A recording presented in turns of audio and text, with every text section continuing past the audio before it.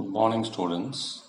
Today we will be covering a chapter by title Time Value of Money, which is part of Business Mathematics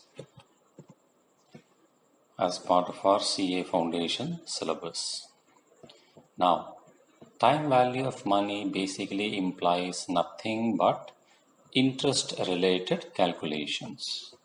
And when we hear the term interest in mathematics, I guess immediately what would strike the mind of each and every one of us would be broadly the two types of interest, which is your simple interest and compound interest. And you can rest assured this is all that will be covered in this chapter, but please do not be under the impression that it is going to be very straightforward. Now, before we proceed, let me just remind you that as part of CA Foundation syllabus, mathematics is basically for about 40 marks, and this particular chapter individually represents the highest weightage in your question paper.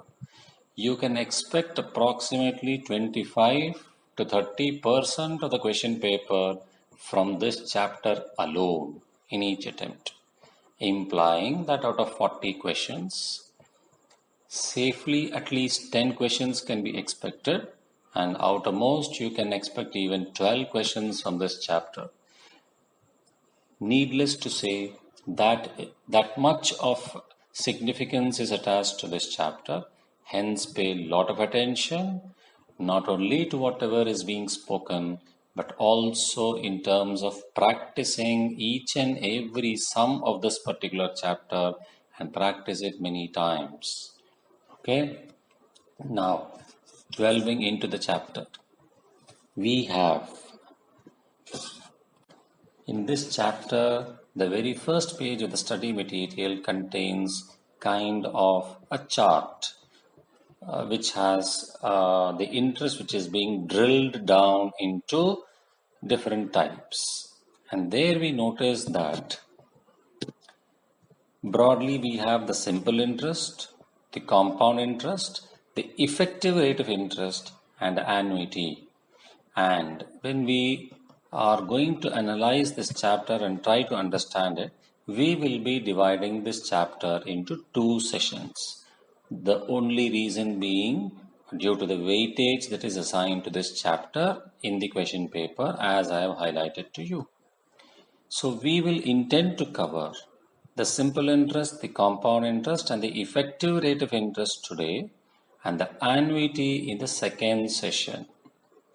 And if you look at the chart, you will notice that the drill down effectively is operating under the annuity component. So we will have to invest a lot of time to understand what exactly are the different types of annuities and how do we actually calculate the different variables involved in different types of annuities. And hence I will be allotting one dedicated session fully just for the purposes of explaining the annuity, different types of annuity, and the different types of questions that could be asked there. So coming back to the basic, today we will be looking at simple interest, compound interest, and effective rate of interest. And I safely assume that you will obviously be knowing how to calculate simple interest, compound interest, and effective rate of interest. You hopefully will learn it today. Well, simple interest refers to a situation where interest would be paid hopefully annually. In the absence of any information given, it is paid annually.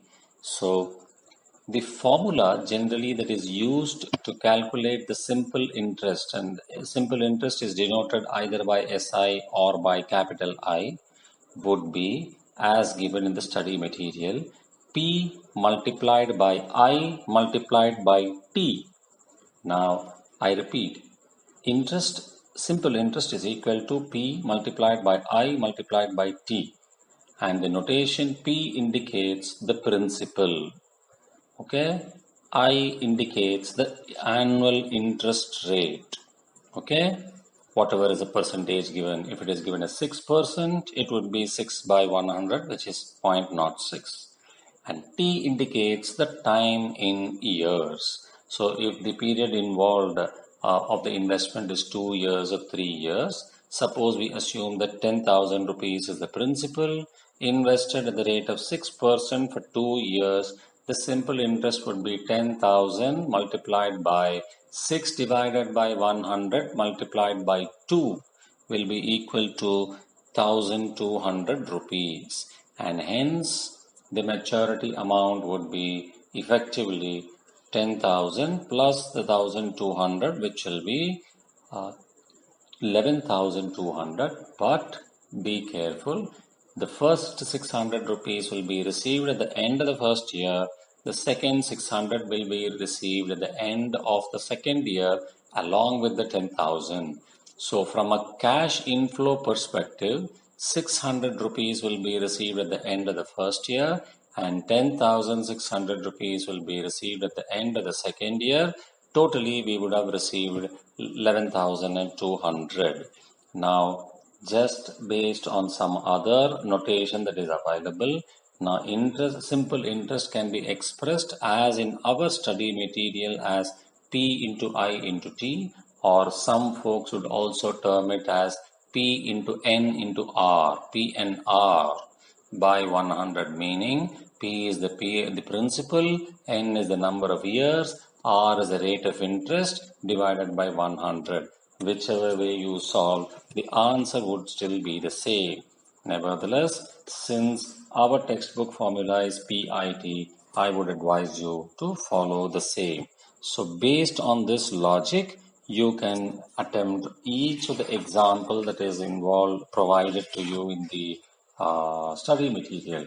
Now let me just pick up exercise A, just for example to explain the steps involved in calculating simple interest.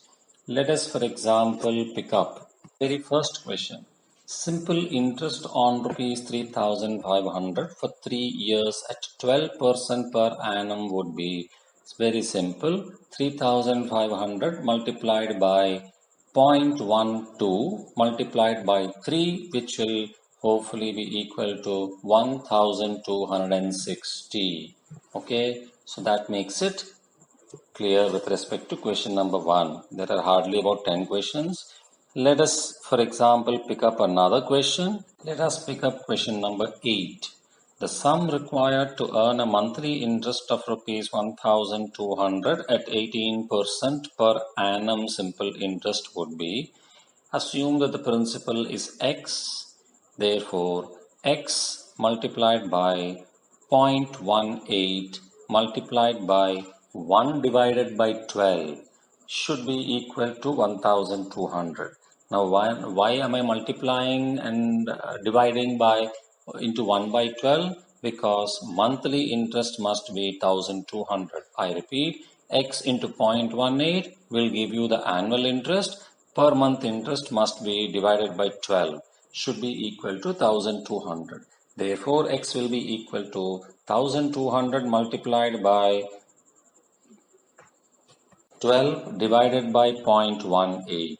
The answer would be 80,000 rupees. The next, let's pick up question number 9. A sum of money amounts to rupees 6,200 in 2 years and rupees 7,400 in 3 years. The principal and the rate of interest are what?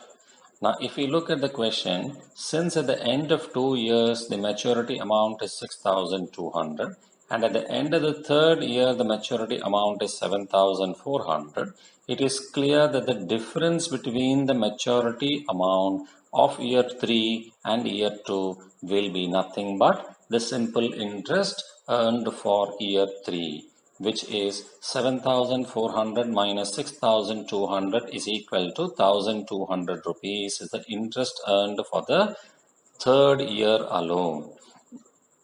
Now, since it is a simple interest, the interest amount will remain the same for each year. Hence, now, since we know that 6,200 is the maturity amount in 2 years, maturity amount will be equal to the principal plus the simple interest for 2 years. Since the yearly simple interest is 1200 rupees, for 2 years it will be 2400, and therefore from the maturity amount of 6200 which is received at the end of the second year, if we subtract the simple interest for 2 years worth 2400, we arrive at 3800 rupees, which represents the principal. And since the annual interest amount is 1200, the percentage would be 1200 divided by 3800 multiplied by 100 is equal to 31.57%. Okay, let us then pick up the 10th question, which is a sum of money doubles itself in 10 years. The number of years it would triple itself is. Now repeating, so question number 10 states a sum of money doubles itself in 10 years. The number of years it would triple itself is what? Now let's assume that the principal invested is X rupees. Therefore, at the end of the 10th year, the maturity amount would be 2x because the money doubles itself. Since the maturity amount is 2x and the principal was X, the simple interest earned over 10 years is X rupees, which is 2x minus X. So X is the interest amount received over 10 years. Hence, the per year simple interest would be equal to X divided by 10, which is equal to 0.1x. Correct? The annual simple interest is equal to 0.1x. Now, the second part of the question states the number of years it would take to triple itself. Now, if the maturity amount should be 3 times the principal and the principal has been assumed to be X, then the maturity amount must be 3X. Therefore, the difference between the maturity amount and the principal amount would be 3X minus X is equal to 2X. Now, the annual interest is 0.1x. This 0.1x must result in 2x as the interest amount. Therefore, the equation would be 0.1x multiplied by what? Assuming it to be y. 0.1x into, let us say, n, the number of years. 0.1x into n should be equal to 2x. Therefore, n is equal to 2x divided by 0.1x is equal to 20 years. Therefore, the final answer would be the time it takes to triple itself will be 20 years. Now, the second type of interest is the compound interest. Now, the difference between simple interest and compound interest is as follows. If 10,000 rupees were invested at 6% for 2 years, then under simple interest, the amount of interest for the first year will be 600 rupees, which is 10,000 into 6%. Second year also it will be 600 because at the end of the first year, 600 rupees interest has been paid. There lies the difference between simple interest and compound interest. Now, under compound interest for the same problem, the answer would be 10,000 rupees into 6% is 600 rupees for the first year as interest, but this 600 rupees will not be paid at the end of the first year. It will be reinvested and will be repaid only or will be paid only at the end of the second year. Therefore, be very clear. When you start, you have invested 10,000 rupees at the start of the first year. At the end of the first year, you were supposed to be paid 600 rupees as interest, but that has not been paid because it is reinvested. Hence, your principal amount at the start of the second year will no longer be just 10,000, but will be 10,000 rupees plus the 600 rupees interest of the first year. Therefore, the interest for the second year will be 6% applied on 10,600 rupees is equal to 10,600 into 6 divided by 100. Or it would be 636 rupees. Hence, under compound interest, the first year's interest would be 600, the second year's interest would be 636, the total interest would be in 2 years 1236, whereas in simple interest it would have been 600 for the first year and 600 for the second year also, hence only 1200 in 2 years. Hence, if one were to invest in compound interest in this example, 36 rupees extra would be earned over 2 years because you have reinvested the first year's interest.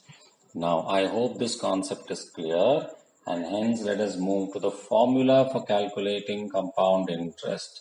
Now, the notations will be obviously P will indicate the principal, I will indicate the interest rate and in decimal, and N will indicate the number of conversion periods that would be involved per year.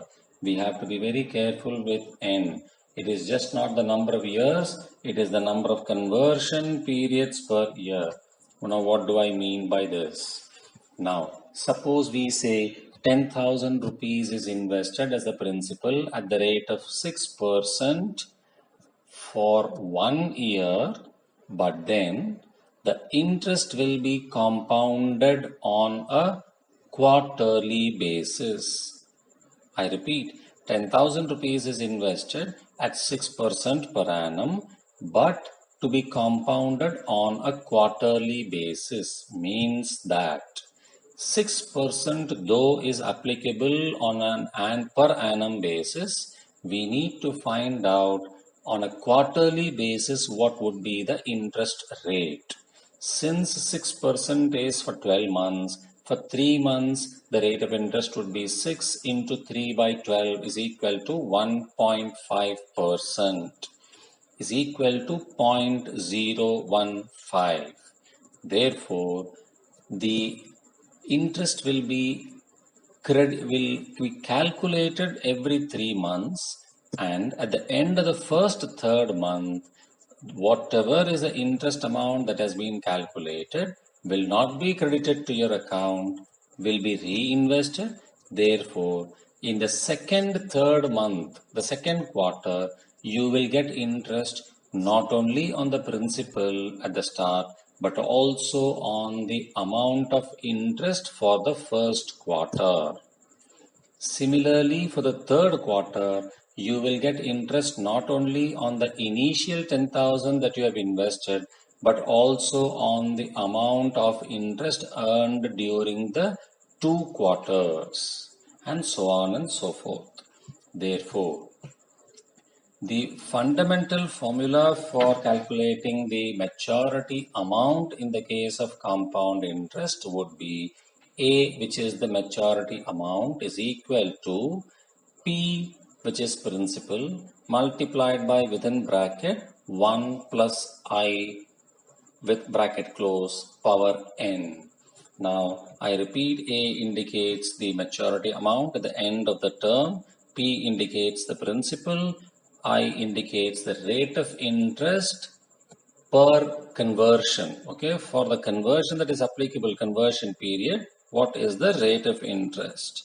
And N indicates the number of conversion periods per year. So in our example, going back to the 10,000 rupees invested at annual rate of 6%, but interest being compounded on a quarterly basis. Now, how would the formula look like? It would be A is equal to 10,000 rupees multiplied by 1 plus 6% divided by 4, which is 0.015 power n, which will be nothing but, since there is 1 year involved, but then the interest is compounded quarterly, 1 will be multiplied by 4, and therefore in the power we will have 4. Finally, it will translate as follows. A is equal to 10,000 multiplied by within bracket 1 plus 0.015 bracket close power 4 is equal to 10,000 multiplied by 1.015 power 4.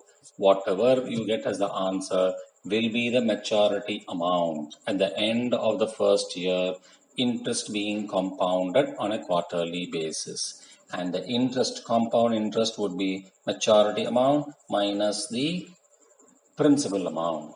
Now, in the same question, if the question stated that the interest is compounded not on a quarterly basis but on a half-yearly basis, then the maturity amount will be as follows. A is equal to P into 1 plus I power n, which is A is equal to 10,000 rupees multiplied by within bracket 1 plus 6% divided by 2, because in a year 2 half years are involved, power n, which is 1 year, multiplied by 2, because there are 2 half years in a year. Therefore is equal to, A will be equal to 10,000 multiplied by 1 plus 3% power 2. Therefore A equals 10,000 multiplied by 1 plus 0.03 power 2. Therefore A equals 10,000 multiplied by 1.03 power 2. Whatever is the answer you get, that would be the maturity amount at the end of the first year, subject to compounding happening on half-yearly basis, and therefore the compound interest would be the maturity amount minus the principal amount. I hope the point now is very clear to you. In terms of conversion period, the conversion period is also referred to as the frequency period or the reset period. So if a question states that interest is compounded on a quarterly basis, or it states interest is reset on quarterly frequency, then also it means that interest is compounded on a quarterly basis only. Okay, now there is this concept of effective rate of interest also. It's nothing but whatever we have learned in the compound interest only. Now, effective rate of interest can be calculated wherever interest is compounded on a frequency which is less than annual. Now, if interest is compounded on an annual basis, suppose the question states we pay 6% in this compound interest on annual basis, then what happens is, if the principal is 10,000 and the amount of money is invested for 1 year, the maturity amount would be 10,000 into 1 plus 6% to the power 1 is equal to 10,000 into within bracket 1.06 power 1.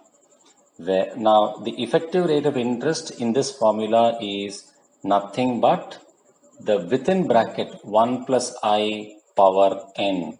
That is what is the effective rate of interest which will be used to calculate the effective rate of interest. In the compound interest formula, where we have the maturity amount formula as P into 1 plus I whole power n. To calculate the effective rate of interest, what we do is we calculate within bracket 1 plus I whole power n minus 1. That will give you the effective rate of interest in decimal terms. If you multiply it with 100, you will get the effective rate of interest in percentage terms. Now, if we make an assumption that interest is paid at the rate of 6% per annum, but compounded on a half-yearly basis, then the formula is maturity amount is equal to principal, which is 10,000, multiplied by 1.03. How do I get 1.03? 1 plus 0.03.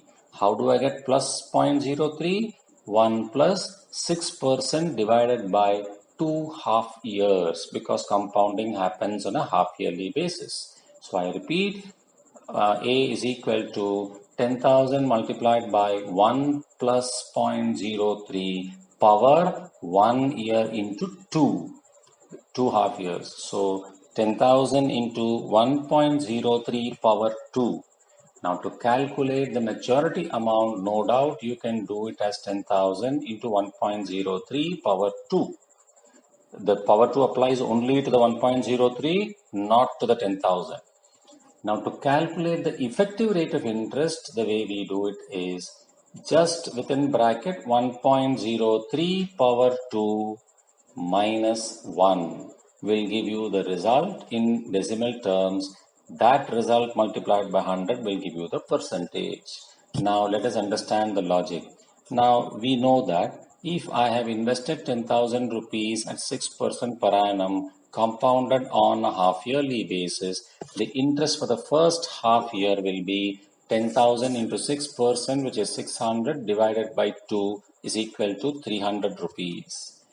For the next half year, the principal will no longer be 10,000 but will be 10,000 plus the first half yearly interest of 300, which is reinvested. Therefore, the principal for the second half year is 10,300, and hence the interest for the second year will be 10,300 into 3% for the second half year, whatever be the amount. It will be hopefully 309 rupees. Therefore, the total interest earned over 1 year when interest is paid at 6% compounded on a half yearly basis will be 300 rupees for the first half year, 309 for the second half year. Therefore, you have earned 609 rupees interest. Correct? Whereas, if you had kept it at 6% compounded on annual basis only, then your interest would just have been 10,000 multiplied by 6% is equal to 600 only. So you have earned a 9 rupees extra because of compounding happening at a frequency less than annual frequency. Now, since I have earned 609 rupees, my effective rate of interest will be 609 rupees divided by the 10,000, which was my principal, multiplied by 100 is equal to 6.09%. So I noticed that even though my contract states that I will be paid 6% interest compounded on half yearly basis, in reality the interest rate works out to 6.09 because I have earned 609 rupees interest on 10,000 rupees. Correct? Now, to arrive at the same 6.09%, we use the formula root under the effective rate of interest as follows. Within bracket 1 plus I bracket close power n minus 1. The result will be in decimal multiplied by 100 will give you the percentage of effective rate of interest. So let us try in our example. Open a bracket. 1 plus I is nothing but 6% on annual basis, but interest is compounded on half yearly basis. Therefore, for each half year, the interest rate will be 3%, and hence it will be open bracket 1 plus I will be 1 plus 3%, which is nothing but 1 plus 0.03, which is 1.03. Therefore, within bracket 1.03 bracket close power n, which will be 1 year into 2 half years, the compounding basis. So 1.03 power 2. What will 1.03 power 2 be equal to? 1.0609 minus 1.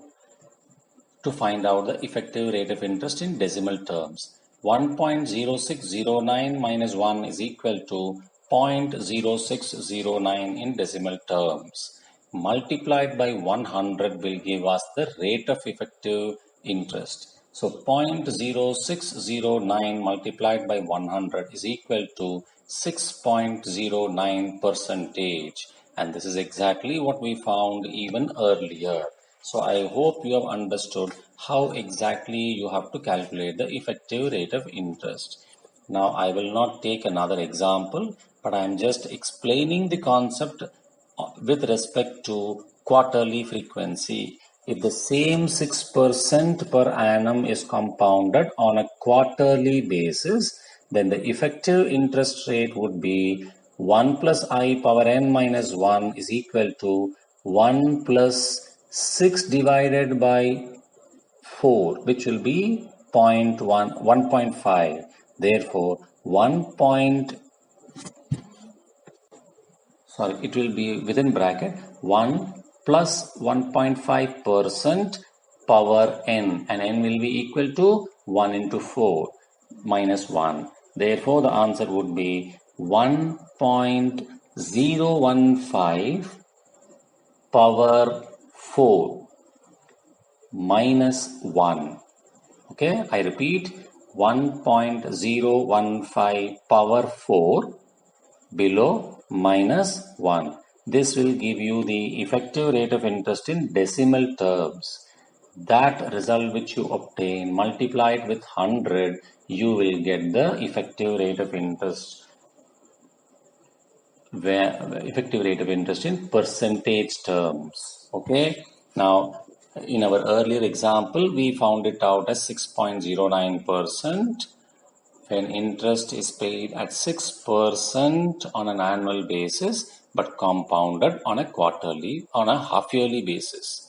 So I repeat, when contract states that you will be paid interest at 6%, but that will be paid to you on compounded basis of half yearly, then the effective rate of interest is 6.09. We also saw that 609 rupees of interest was earned in 1 year. So in other words, it means that you are earning effectively 6.09% on an annualized basis. I hope you are crystal clear about the effective rate of interest calculations. Let us just try a few problems from exercise B. We have question number 7, where you find that the difference between compound interest and simple interest on a certain sum of money invested for 3 years at 6% per annum is 110.16. The sum is what? I'll give you the hints to solve. Now, since the sum of money is not given, let us assume it to be X.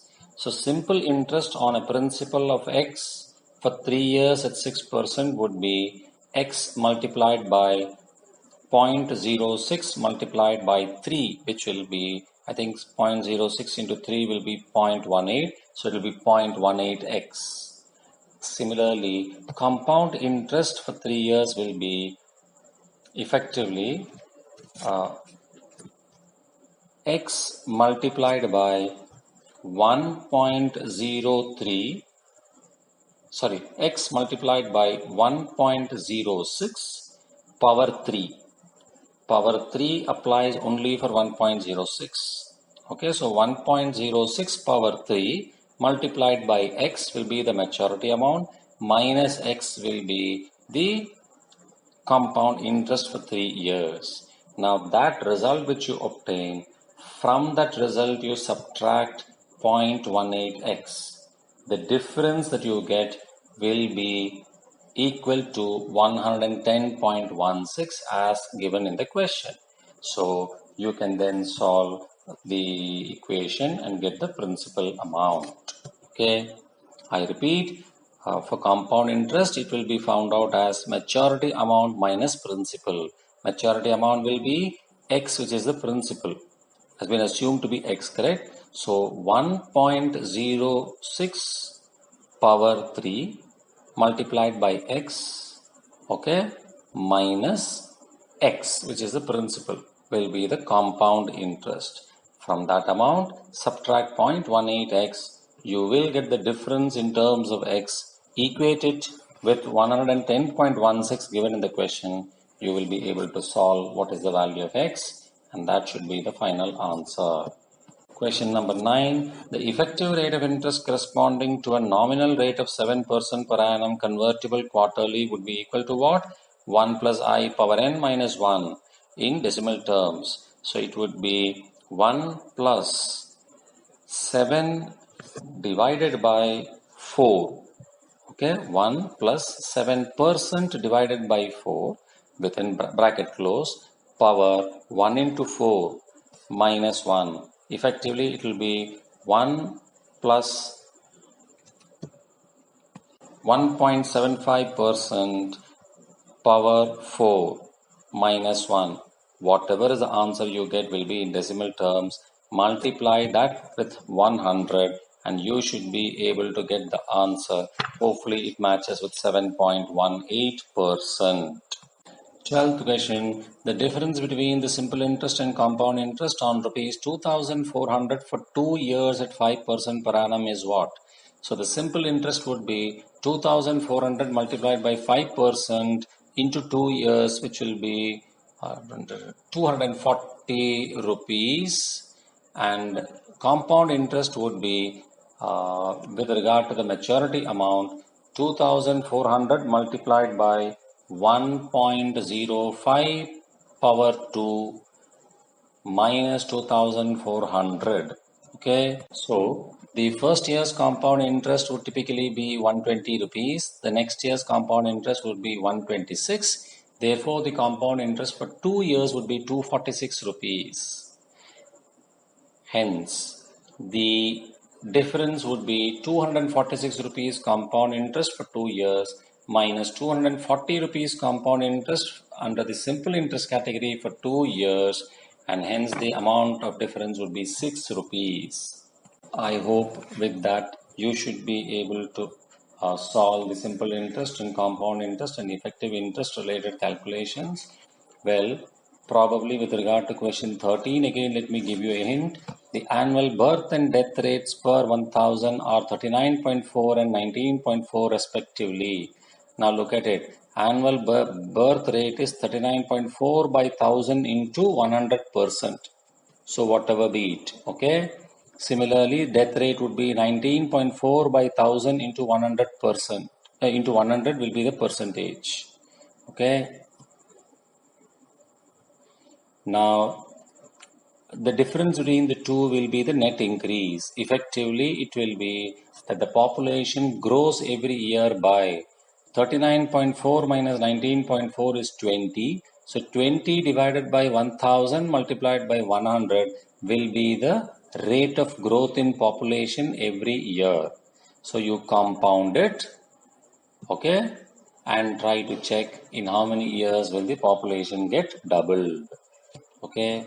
It's like the population grows on an annual basis at the rate of 2%. Therefore, 1.02 to the power n must be equal to virtually 2. So what would n be equal to? If population is assumed initially to be 1, then at the end of 1 year it would be 1.02. At the end of the second year it would be 1.02 to multiplied by 1.02 and so on and so forth. Therefore, to solve the problem, the equation would be 1.02 power n, meaning in how many years, while the population grows at 2% every year, will it be equal to double the size, which means 2, because we started with 1. So 1.02 to the power n must be equal to 2. Try to multiply 1.02 on a calculator with 1.02. Repeat the process and keep checking at what or in how many years you just touch 2 point something. That would be the answer. Okay, with that I would bring simple interest, compound interest and effective interest to closure. So I suggest to you solve all problems in exercise A, exercise B, leave out exercise C for the moment. In exercise D, attempt all those questions which relate to simple interest and compound interest and effective interest rate only. Leave out others, and also solve all illustrations pertaining to simple interest and compound interest and effective rate of interest. Do not attempt anything pertaining to annuity today. That can be attempted in the next session after you have been taught the nitty-gritty pertaining to annuity. Best of luck.